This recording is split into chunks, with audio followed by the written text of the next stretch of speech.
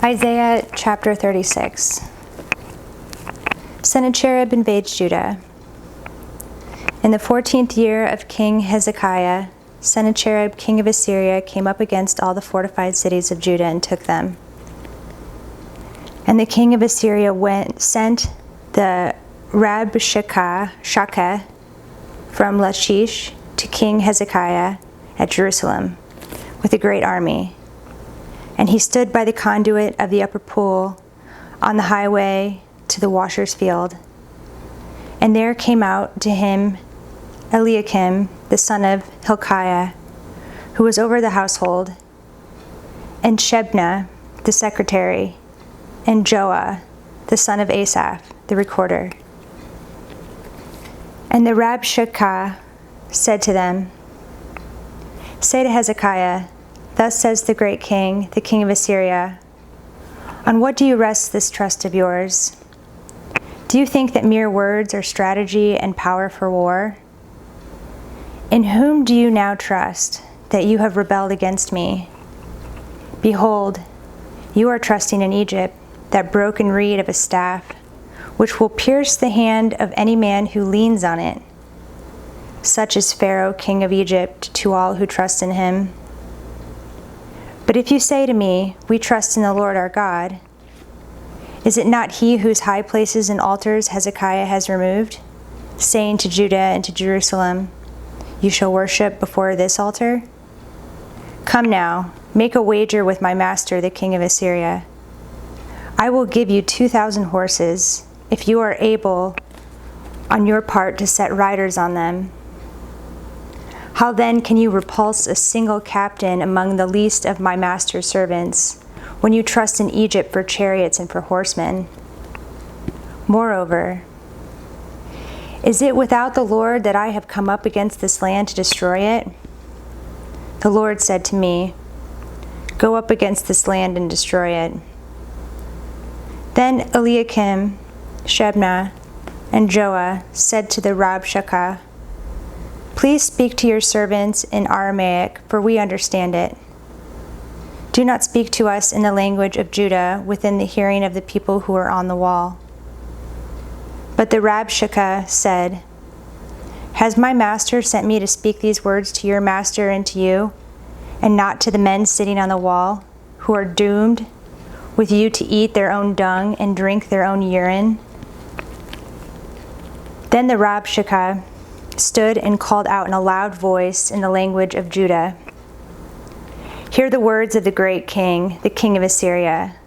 Thus says the king, do not let Hezekiah deceive you, for he will not be able to deliver you. Do not let Hezekiah make you trust in the Lord by saying, the Lord will surely deliver us. This city will not be given into the hand of the king of Assyria. Do not listen to Hezekiah, for thus says the king of Assyria, make your peace with me and come out to me. Then each one of you will eat of his own vine, and each one of his own fig tree, and each one of you will drink the water of his own cistern, until I come and take you away to a land like your own land, a land of grain and wine, a land of bread and vineyards. Beware lest Hezekiah mislead you by saying, the Lord will deliver us. Has any of the gods of the nations delivered his land out of the hand of the king of Assyria? Where are the gods of Hamath and Arpad? Where are the gods of Sepharvaim, Baim? Have they delivered Samaria out of my hand? Who among all the gods of these lands have delivered their lands out of my hand, that the Lord should deliver Jerusalem out of my hand? But they were silent and answered him not a word, for the king's command was, do not answer him. Then Eliakim the son of Hilkiah, who was over the household, and Shebna the secretary, and Joah the son of Asaph, the recorder, came to Hezekiah with their clothes torn, and told him the words of the Rabshakeh. Chapter 37. Hezekiah seeks Isaiah's help. As soon as King Hezekiah heard it, he tore his clothes and covered himself with sackcloth and went into the house of the Lord. And he sent Eliakim, who was over the household, and Shebna the secretary, and the senior priest, covered with sackcloth, to the prophet Isaiah the son of Amoz. They said to him, "Thus says Hezekiah, this day is a day of distress, of rebuke, and of disgrace. Children have come to the point of birth, and there is no strength to bring them forth.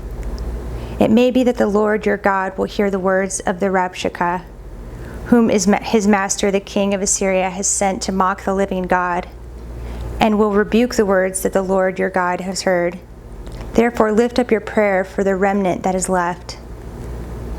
When the servants of King Hezekiah came to Isaiah, Isaiah said to them, "Say to your master, thus says the Lord, do not be afraid because of the words that you have heard, with which the young men of the king of Assyria have reviled me.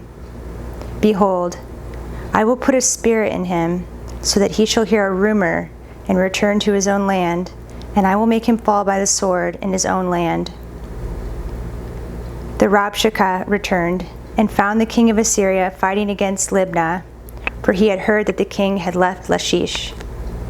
Now the king heard concerning Tirhakah, king of Cush, he has set out to fight against you. And when he heard it, he sent messengers to Hezekiah, saying, "Thus shall you speak to Hezekiah, king of Judah. Do not let your God in whom you trust deceive you by promising that Jerusalem will not be given into the hand of the king of Assyria. Behold, you have heard what the kings of Assyria have done to all the lands, devoting them to destruction. And shall you be delivered?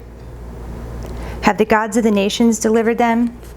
The nations that my fathers destroyed, Gozan, Haran, Rezeph, and the people of Eden who were in Telassar? Where is the king of Hamath, the king of Arpad, the king of the city of Sepharvaim, the king of Hena, or the king of Ivah?" Hezekiah's prayer for deliverance. Hezekiah received the letter from the hand of the messengers and read it. And Hezekiah went up to the house of the Lord and spread it before the Lord. And Hezekiah prayed to the Lord, "O Lord of hosts, God of Israel, enthroned above the cherubim, you are the God, you alone, of all the kingdoms of the earth. You have made heaven and earth. Incline your ear, O Lord, and hear. Open your eyes, O Lord, and see, and hear all the words of Sennacherib, which he has sent to mock the living God. Truly, O Lord, the kings of Assyria have laid waste all the nations and their lands, and have cast their gods into the fire. For they were no gods, but the work of men's hands, wood and stone. Therefore they were destroyed. So now, O Lord our God, save us from his hand, that all the kingdoms of the earth may know that you alone are the Lord." Sennacherib's fall. Then Isaiah the son of Amoz sent to Hezekiah, saying, "Thus says the Lord, the God of Israel, because you have prayed to me concerning Sennacherib, king of Assyria, this is the word that the Lord has spoken concerning him. She despises you, she scorns you, the virgin daughter of Zion. She wags her head behind you, the daughter of Jerusalem. Whom have you mocked and reviled? Against whom have you raised your voice and lifted your eyes to the heights? Against the Holy One of Israel. By your servants you have mocked the Lord, and you have said, with my many chariots, I have gone up the heights of the mountains to the far recesses of Lebanon, to cut down its tallest cedars, its choicest cypresses, to come to its remotest height, its most fruitful forest. I dug wells and drank waters, to dry up with the sole of my foot all the streams of Egypt. Have you not heard that I determined it long ago? I planned from days of old what now I bring to pass, that you should make fortified cities crash into heaps of ruins, while their inhabitants, shorn of strength, are dismayed and confounded, and have become like plants of the field, and like tender grass, like grass on the housetops, blighted before it is grown. I know you're sitting down, and you're going out and coming in, and you're raging against me. Because you have raged against me and your complacency has come to my ears, I will put my hook in your nose and my bit in your mouth, and I will turn you back on the way by which you came. And this shall be the sign for you. This year you shall eat what grows of itself, and in the second year what springs from that. Then in the third year sow and reap, and plant vineyards, and eat their fruit. And the surviving remnant of the house of Judah shall again take root downward and bear fruit upward.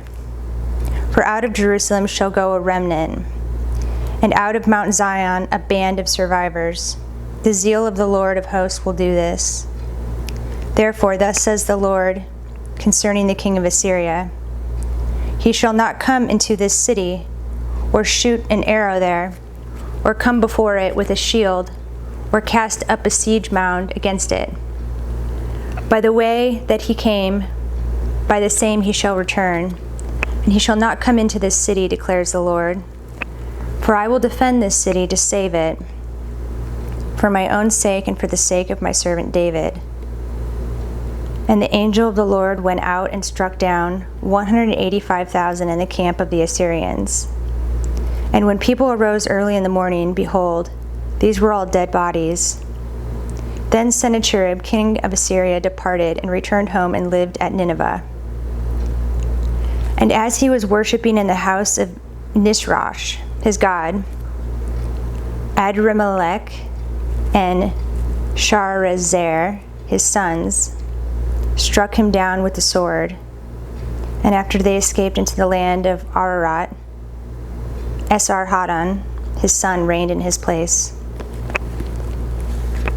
Chapter 38. Hezekiah's sickness and recovery.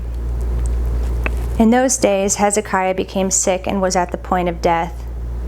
And Isaiah the prophet, the son of Amoz, came to him and said to him, Thus says the Lord, set your house in order, for you shall die, you shall not recover. Then Hezekiah turned his face to the wall and prayed to the Lord, and said, Please, O Lord, remember how I have walked before you in faithfulness and with a whole heart. I have done what is good in your sight. And Hezekiah wept bitterly. Then the word of the Lord came to Isaiah. Go and say to Hezekiah, Thus says the Lord, the God of David your father, I have heard your prayer, I have seen your tears. Behold, I will add 15 years to your life. I will deliver you from this city.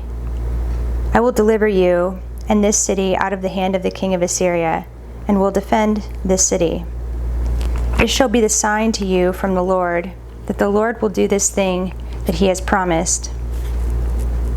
Behold, I will make the shadow cast by the declining sun on the dial of Ahaz turn back 10 steps.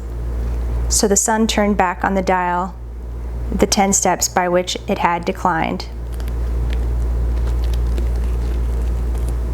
A writing of Hezekiah, king of Judah, after he had been sick and had recovered from his sickness. I said, In the middle of my days I must depart. I am consigned to the gates of Sheol for the rest of my years. I said, I shall not see the Lord in the land of the living. I shall look on man no more among the inhabitants of the world. My dwelling is plucked up and removed from me, like a shepherd's tent. Like a weaver, I have rolled up my life. He cuts me off from the loom. From day to night you bring me to an end. I calmed myself until morning. Like a lion, he breaks all my bones. From day to night you bring me to an end. Like a swallow or a crane, I chirp. I moan like a dove. My eyes are weary with looking upward. O Lord, I am oppressed. Be my pledge of safety. What shall I say? For he has spoken to me, and he himself has done it. I walk slowly all my years because of the bitterness of my soul. O Lord, by these things men live, and in all these is the life of my spirit. O restore me to health and make me live, Behold, it was for my welfare that I have great bitterness. But in love you have delivered my life from the pit of destruction, for you have cast all my sins behind your back. For Sheol does not thank you. Death does not praise you. Those who go down to the pit do not hope for your faithfulness. The living, he thanks you, as I do this day. The Father makes known to the children your faithfulness. The Lord will save me, and we will play my music on stringed instruments all the days of our lives at the house of the Lord. Now Isaiah had said, "Let them take a cake of figs and apply it to the boil, that he may recover." Hezekiah also had said, "What is the sign that I shall go up to the house of the Lord?"